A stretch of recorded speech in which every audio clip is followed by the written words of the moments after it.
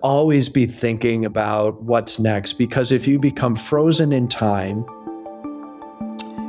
you will soon go from a place of greatness to irrelevance. And so right now our focus is on achieving higher levels of excellence. So investing in faculty and visiting artists and special initiatives. We're doing this amazing tour coming up with Yo-Yo Ma in partnership with the Detroit Symphony, Philadelphia Orchestra, Boston Symphony.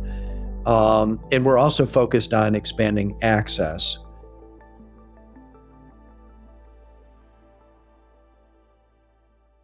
Trey Devey, welcome to From Vision to Creation. Thank you so much for taking the time to do this with us today.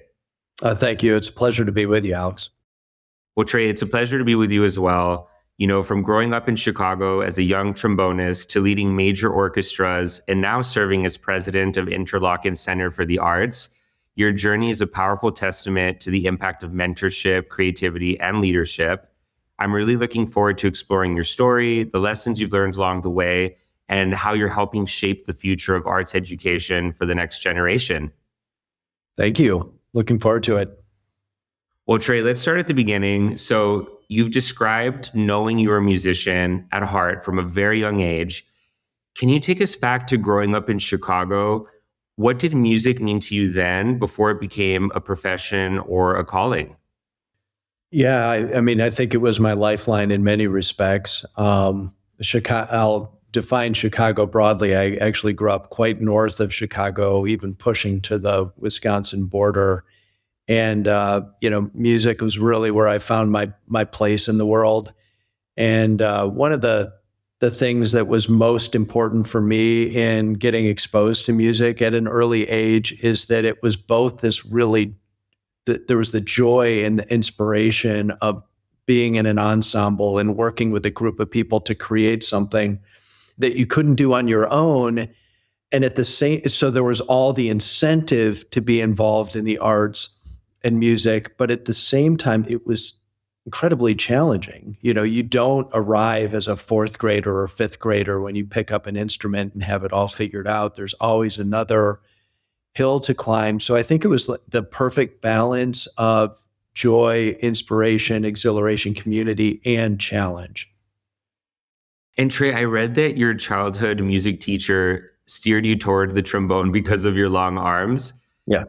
How do you think that one small moment shaped the trajectory of your career in music? That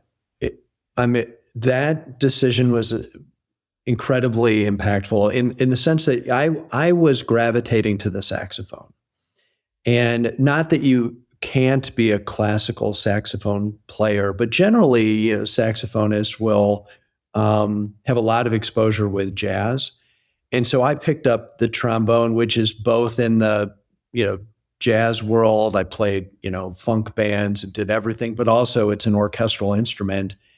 And it's hard to imagine eventually spending a lot of my career running significant orchestras, having not had that experience with an orchestral instrument in particular.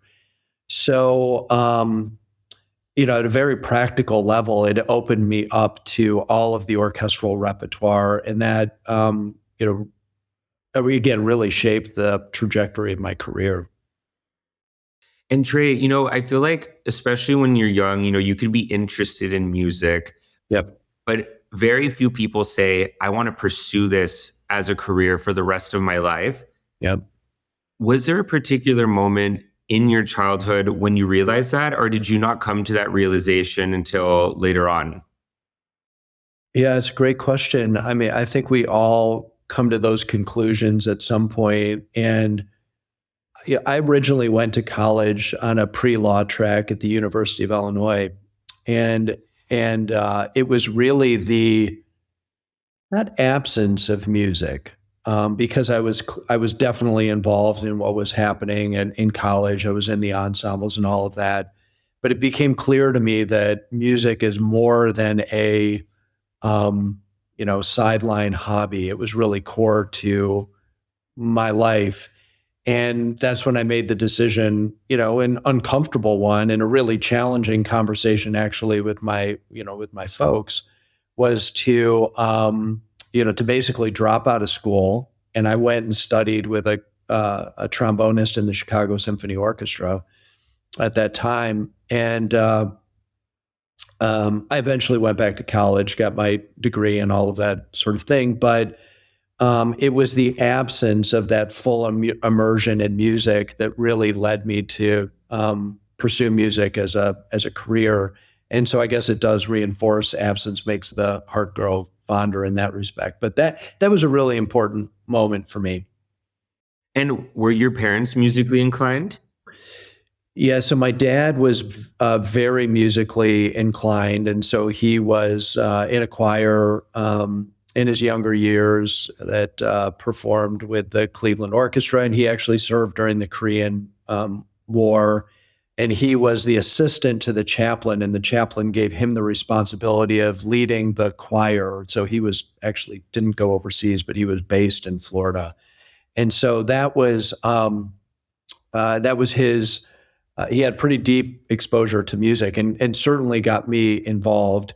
In fact, public radio and exposure to, music as a child really came from him in particular. So it was very deep within him. Not so much with my mom, but she was always a champion.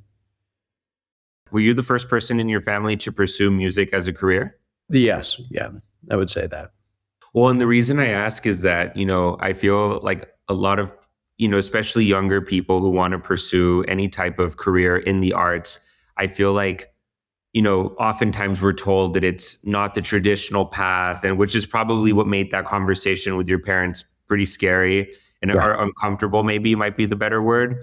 My question is, if somebody's listening who feels called in a creative direction, whether it be music, acting, writing, whatever it may be, how are they able to distinguish whether or not it's just something that they enjoy doing as a hobby versus something that they should pursue wholeheartedly as a career? It's a great question. I guess one thing that I would say is looking at life as a journey, not knowing what the outcome will eventually be. I am a enormous champion for immersing yourself in an artistic education because of all of the many benefits that it provides, whether you ultimately are an artist, supporting artists, or in a different space, but bring that creativity to that space. So if I went back in time, knowing what I'm doing today, I can't imagine a better path. Now, everyone has their own path, but immersing yourself in the arts, even if you're ultimately not a practicing artist, is the furthest thing from wasted time, And the main thing and because I get asked this question all the time from parents who have very artistically inclined kids, like, what is the future for my child? And it's an appropriate question. And if you're immersed in the arts and you're developing the creative skills and the collaborative skills, and have all of the global exposure that comes from studying the arts, and you're getting all of the benefits from artistic study, you really can't go wrong.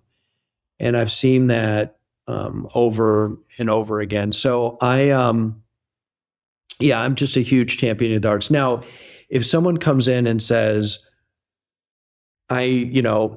it's achieve this artistic hurdle or bust, I would worry a little bit about that because I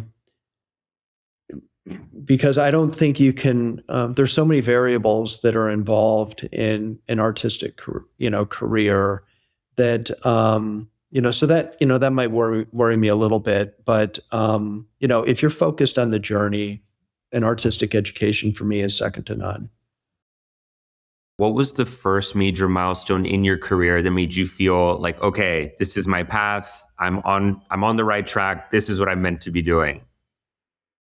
Yeah, I'd say there were a few things that popped for me.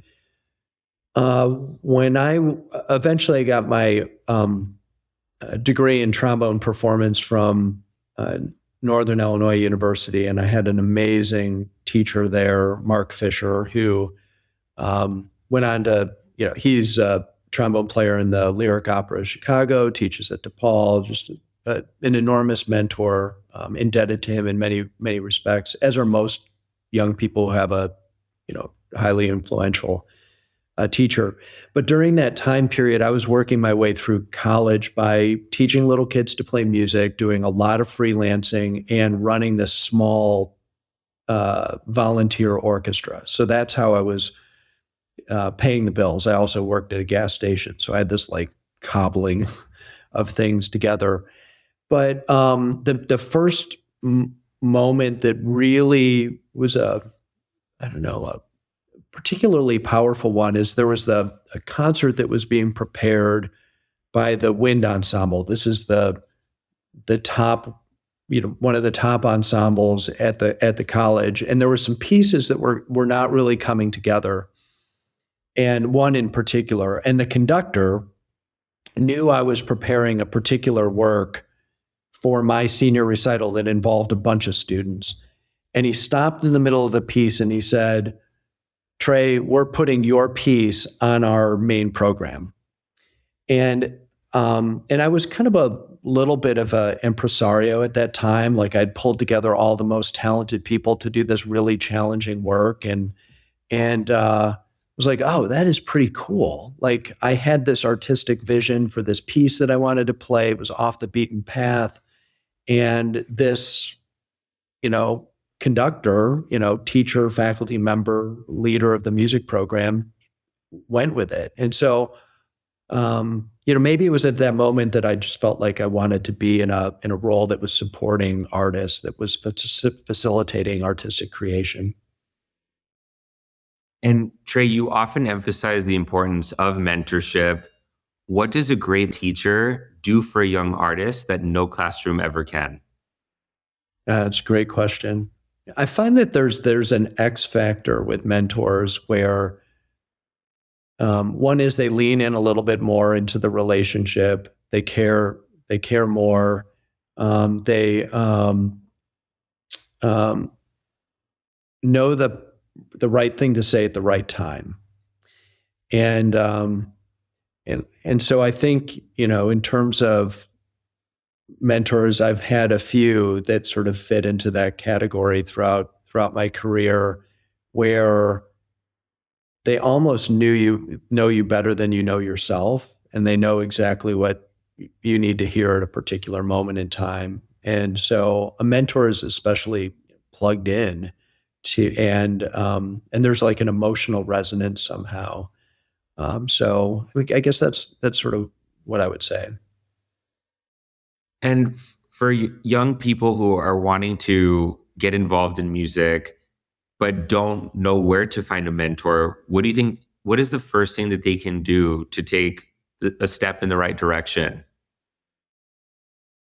Yeah, that's a great question, because not everyone is up for signing up to be a mentor. And I think the main thing that I would encourage is to show your engagement, to show your passion, to also welcome feedback. A lot of people, they get feedback and they don't want it. The defense mechanisms come up, and I think as one of the things about great artists is that they seem to be take that feedback as fuel.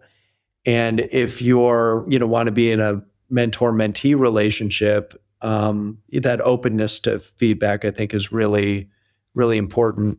One of the things that young people will come to me periodically, and they'll say, "Look, I'm going after my first job.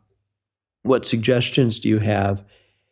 And I always come back to this. I'm like, I've seen it so many times where you might get paid this amount of money or this amount of money. And the main thing you need to keep in mind is, who is the person that you'll work for that will be your mentor? Because that whatever, $5,000 that you might leave on the table to work for somebody who's going to be a better mentor is going to pay off multiple times over. They're going to give, and look at it this way, you've got so many people that are going to college. What do you do when you go to college? You pay for that experience. And when you get a job, your learning does not stop. And you might, in some cases, ideally, you've got a great mentor and you're getting paid appropriately. But in some cases, taking a little bit less and having the right mentor is going to make all the difference for, someone's career trajectory. I know that's the case for me. Those early supervisors that I had were just second to none. And Trey, in your opinion, what makes a great mentor? I think a great mentor is somebody who's going to be there when you need them. They're going to, again, say the right things at the right time. They understand a little bit about emotionally where you are. I think about some mentorship situations where I was in a down cycle, if you will, where things were a little bit tougher, and the mentors were there for me with the right words to pick me up. A mentor generally is somebody who has been around the block a bit and has learned from those experiences and can provide those shared experiences with you. And again, they're just they're free with their feedback, and they offer it in a way where it lands. And so it's not, it comes with a purity. Sometimes when you're young, you're ambitious, you're really passionate about what you're doing, you kind of have this mentality of, I'm gonna take over the whole world on my own. And you almost where sometimes I feel that people are afraid to ask for help, especially when they're just starting out. But I think I'm glad that you're explaining what you think a good mentor is, because there's a lot of power in asking for help, especially at the beginning of your journey. Well, we recently adopted our values here at Interlochen, and we basically went to all of our stakeholders and we said, what is it that makes this place unique? And we expressed all of these values in artistic terms. And I won't share all four, but one of the values was called the artist journey. And basically the idea of this value that we're trying to convey and live by is that life is not linear, that there are ups and there are downs, and that the journey is really important. And the journey involves people alongside with you, supporting you. It involves some skinned knees along the way. You're going to not get first chair. You're not always going to win the audition. You're not always going to get the part. There are going to be some things that don't break your way all the time. And it's the resilience and that comes from that will make you stronger and ready for the next opportunity. And so, I think that's key in the life of an artist, because, it's not easy, but at the same time, it's extraordinarily rewarding. And that's actually a really good point, because, when you are pursuing something in the arts, you're very passionate about it. And oftentimes, your ego can get involved a little bit when you're rejected. You don't make first chair, you don't win the audition. What advice do you give to artists about managing their egos? Yeah, that's a great point, because I think there is, you have to come into a situation with, with that confidence that you belong in that space, you belong in that room, and not every day is going to be your day, but fundamentally, you've worked and you've trained and you've studied to have those opportunities, and to you hear this expression a lot: not let the highs be too high and the lows be too low, and just be in that focused sort of Zen-like state. But there are four words that I lean on in those tough moments, and those four words are: "This too shall pass." in the really most difficult times, um, it, it will, life will go on. And there's this sort of 12, 12, 12, 12 way of thinking about things. You may have heard of this, but it's like, if you're a young person and you're faced with a challenge, or you're hurt, or you're struggling with something, will you be struggling with that 12 minutes from now? Will you be struggling with it 12 hours from now? Will you be struggling with it 12 months from now? Will you be even thinking about this thing 12 years from now? And that sort of puts things in perspective.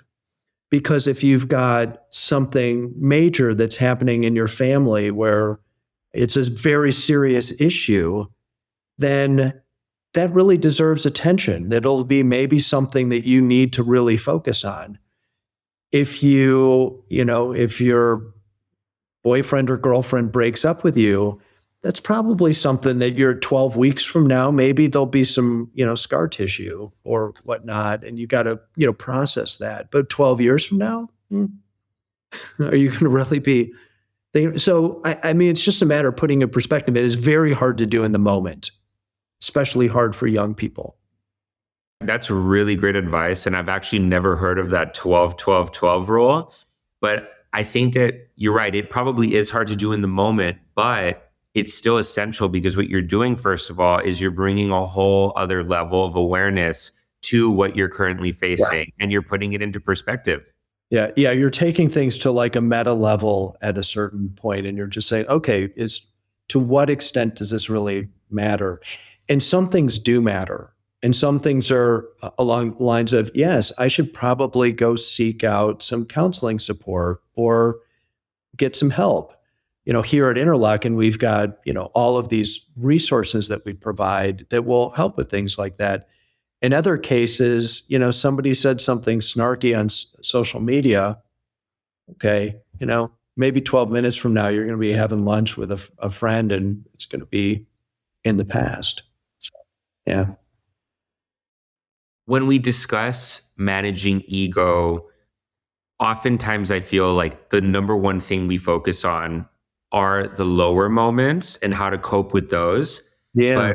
But a theme that's been coming up on this show, and also something that I've been dealing with as well, is managing the highs. Yeah. I think that, to be too low is obviously not good. You want to get back to the center, but being too high isn't that good either, because to be in that, if something really great happens to you, you're experiencing a state of almost euphoria. It's really exciting. There's a lot of adrenaline, but what goes up must come down. And so when you're coming down from that high, it's not the great experience if you're not managing it well.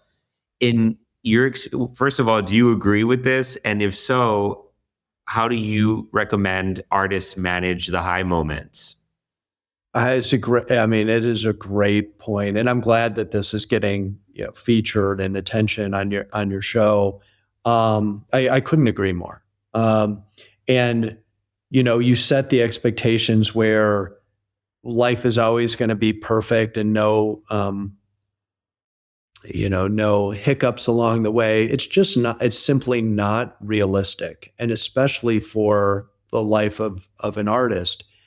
And that's the basic thing that we have at the end of the day is, here are the things that are important to me. This is what I care about. These are my core values. And through good times and bad times, you have those attributes and that value system. For sure, all of us appreciate those high moments, and just to recognize and experience the joy at that point in time. Again, this too shall pass. It's not going to be every day it's your birthday and you've got presents, awaiting. There are going to be other moments as well. And,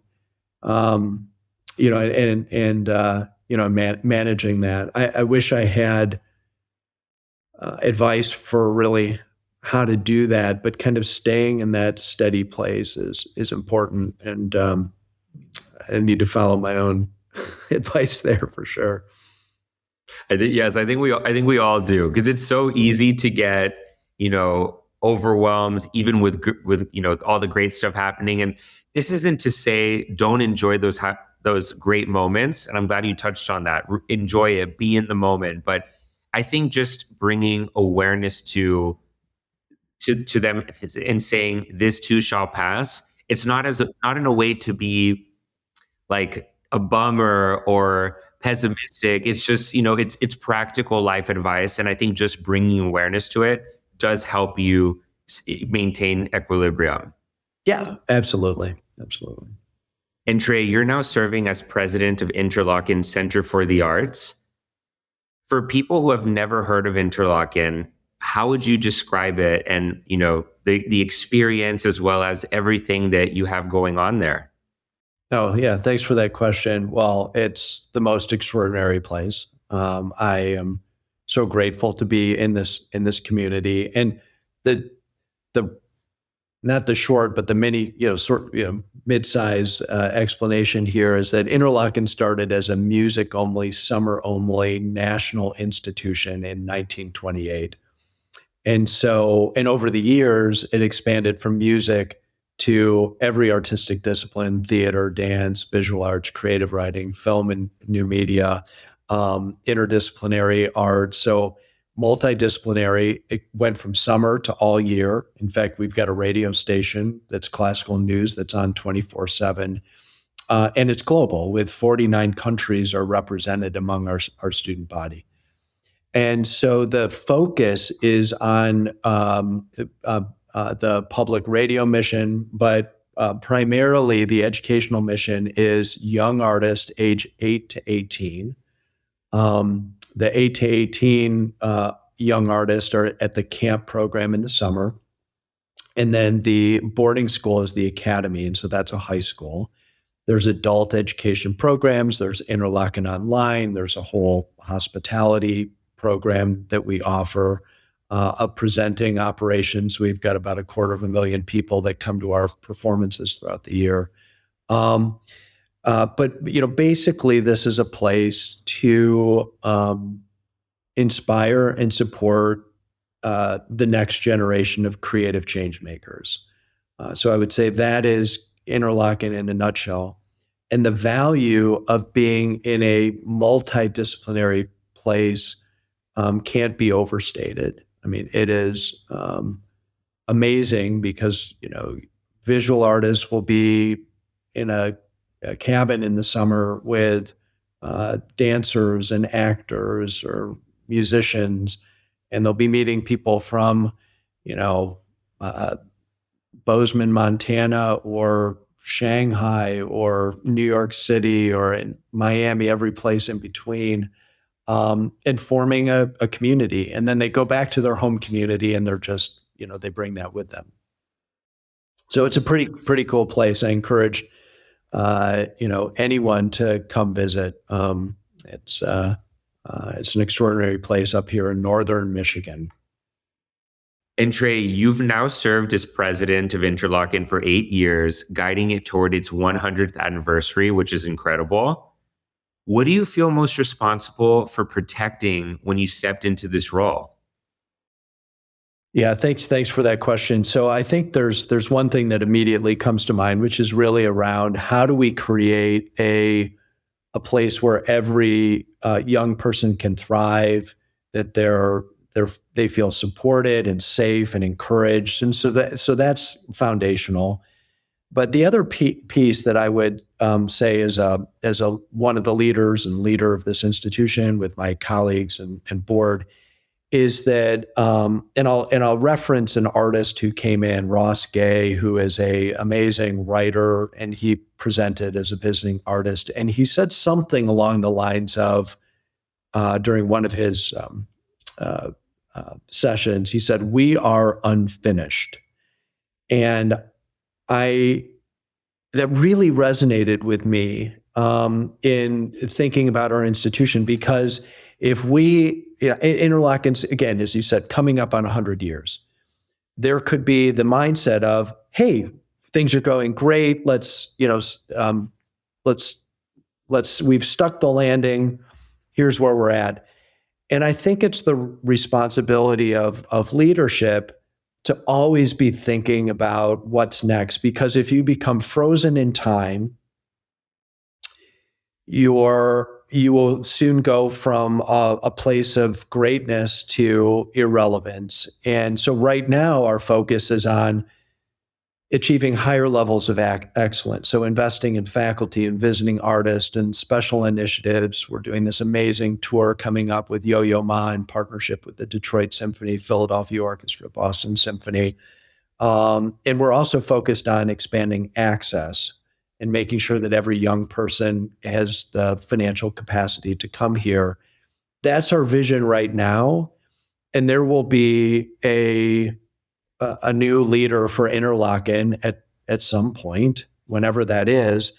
And that person with everyone, with all the stakeholders, will figure out what's next. And that is, I think, one of the key things to protect is to just always be like thinking, where are we going? What are our aspirations? Because that is to me, that gets me out of bed in the morning. It's exciting. When my head hits the pillow at night, I'm thinking, okay, well, we made another step forward. And Trey, you've spoken beautifully about how arts education develops skills far beyond the stage: creativity, empathy, collaboration, and problem solving.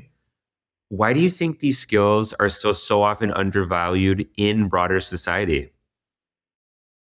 I think for the people, I wish I had the answer to that entirely. I think some of it has to do with how it's hard to quantify. Um, and the X factor when you see it, and you can see the product of creativity and collaboration and having that broader perspective on the world. But it's not like a standardized test where, you're, and I think, we live in kind of a society that does put those quantifiable measures on things. But I will say that, for all the people that are out there that are having success in any field, to me, it's like that creative energy is never going to go out of style. And I think it's especially important right now.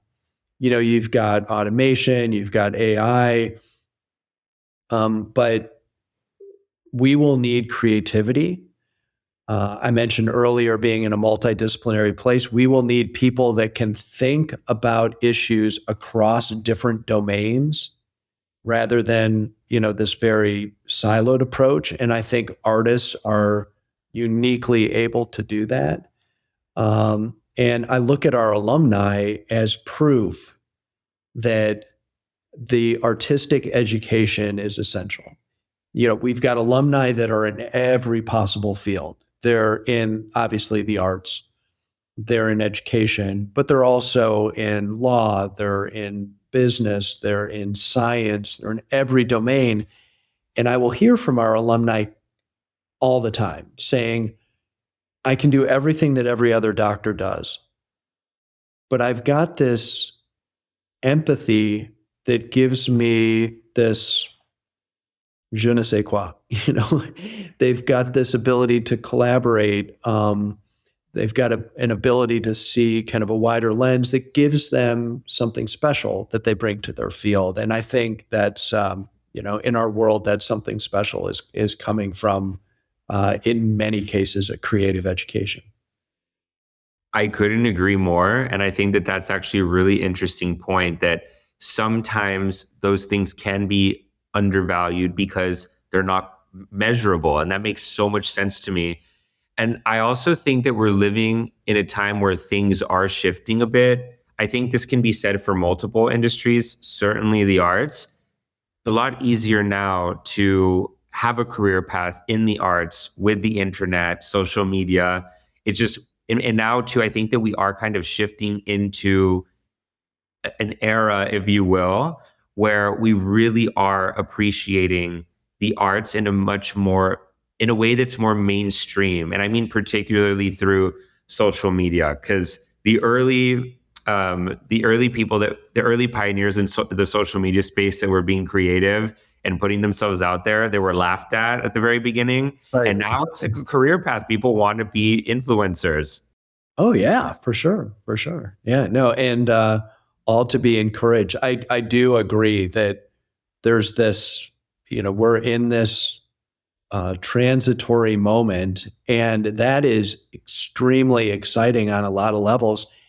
And what do we need at this moment? I think we do need the creatives to help shape what the future will be, and that is going to come from those who are part of the arts. And Trey, how do you help students understand that their training is step one and that the deeper lessons are about focus, resilience, and creative capacity? I would come back a little bit to this idea of the artist journey, something that we really are trying to reinforce, and making sure that core value is understood, and hopefully that rubs off. That, again, no matter what you do in your life, if you're look at it this way, one of the Interlochen Five, which is basically the portrait of a graduate here, which is what do we want our graduates skills to have that will equip them for the world. And one of those is around mindfulness, wellness, and resilience. And that, if you're a violinist and you're performing in front of 2,000 people, you need to be in the zone and centered. Or if you're an actor giving a monologue, you need to be in that place. The same thing applies if you're giving, your closing remarks in front of a jury and you eventually become a lawyer, or if you're, speaking to a group of high schoolers about some particular issue, or if you're a teacher, like that ability to be in the zone and focused is something that, will serve our students, again, no matter what they do. Likewise, we've talked about, creative capacity and collaboration. So, very much try and reinforce early and often that this is, part of your journey, and your journey is gonna continue for years, years to come. And Trey, you just mentioned the Interlochen Five, which I'm really glad that you did. Can you walk us through what those principles are, how they emerged, and why they matter now more than ever? Yeah, definitely. So early on in my tenure, and so I started at Interlochen in 2017. One of our board members asked the question about what makes an Interlochen education distinctive.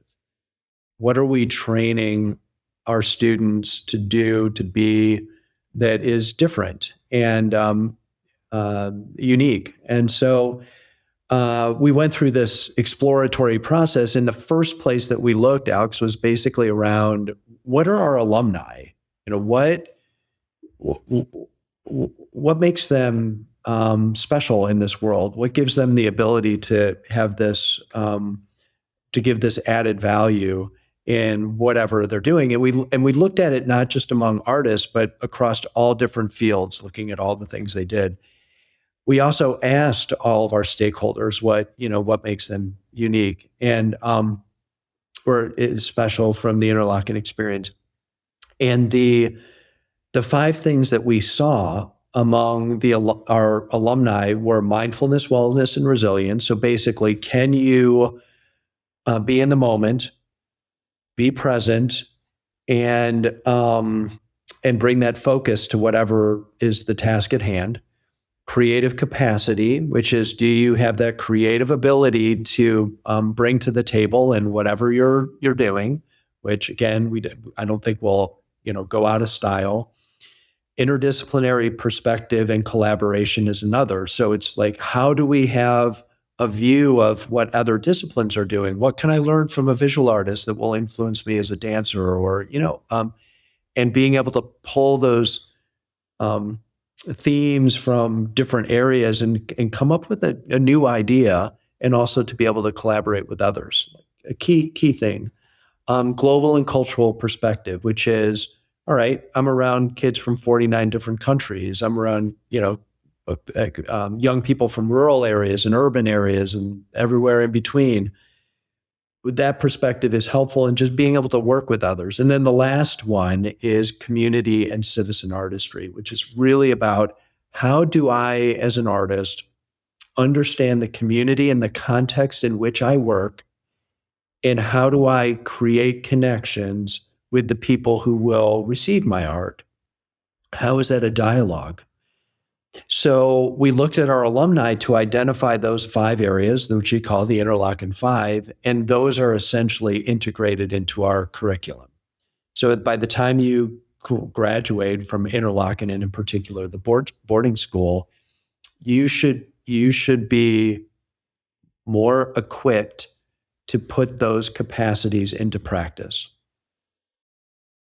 And Trey, when you think about the future of arts education in this country, what gives you the most hope and what concerns you the most?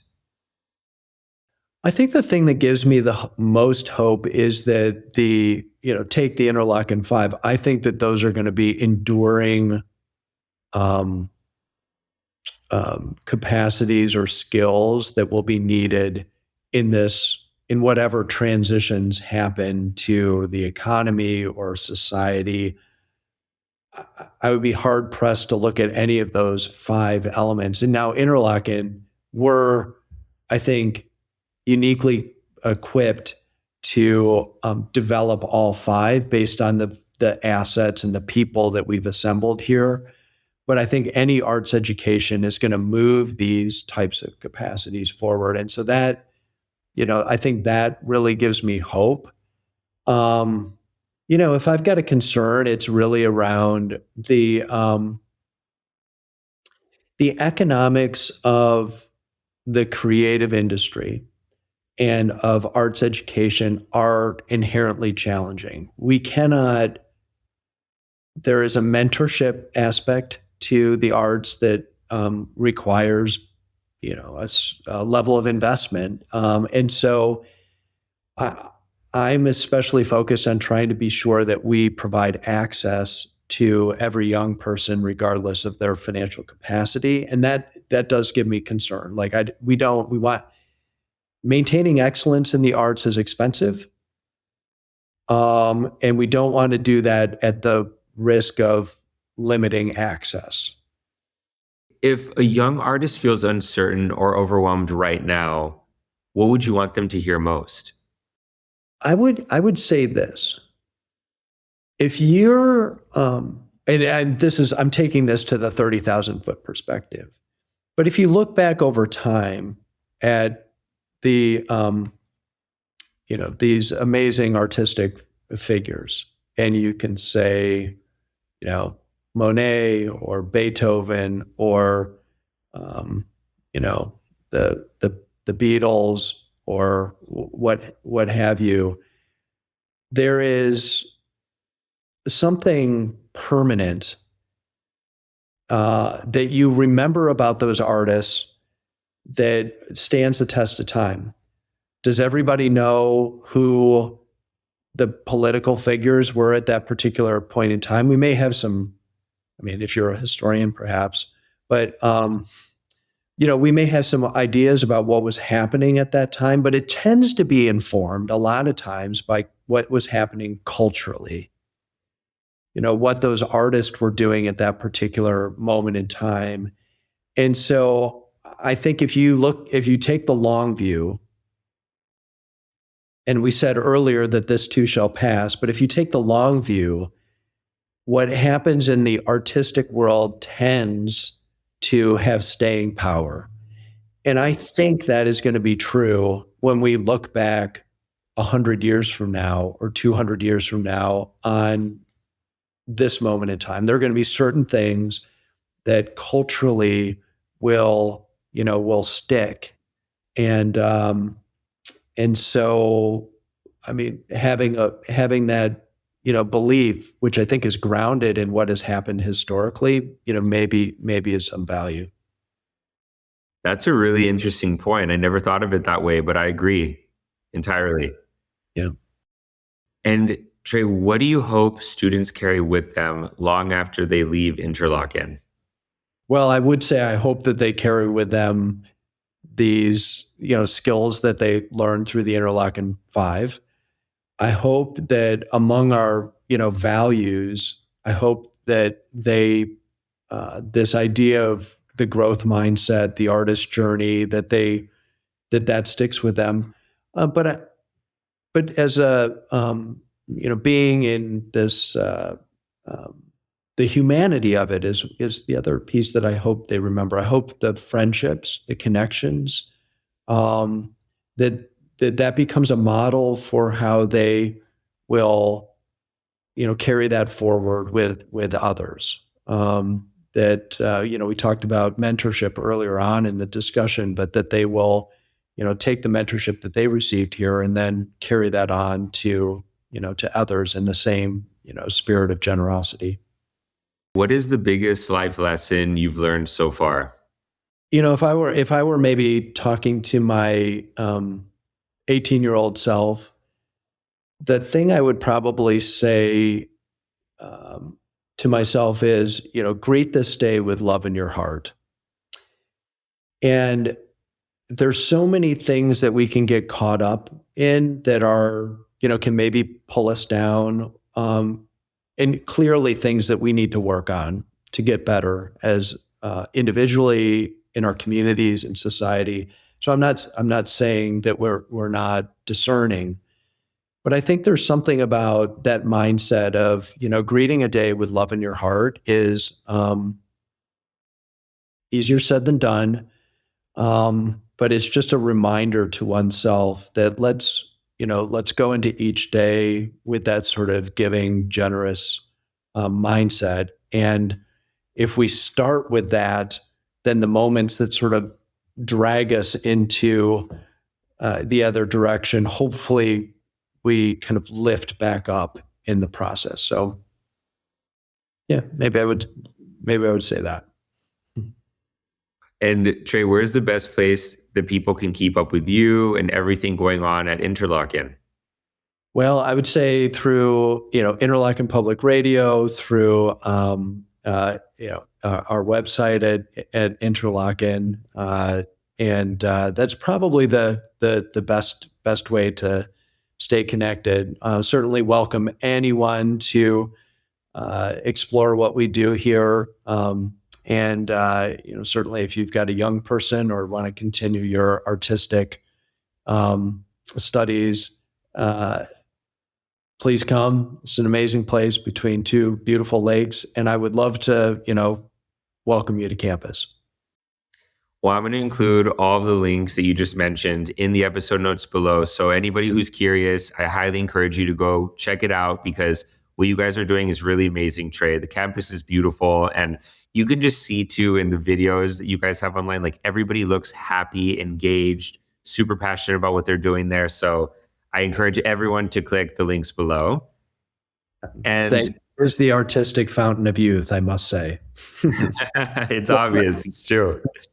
And Trey, I know you just answered this question, but I want to ask it one more time because I want to go back to a specific moment. Yeah. If you could go back in time and offer your younger self one bit of advice specifically tailored to your life and your career trajectory, maybe back to the kid who is about to have that uncomfortable conversation with your parents about pursuing music, what would you tell yourself?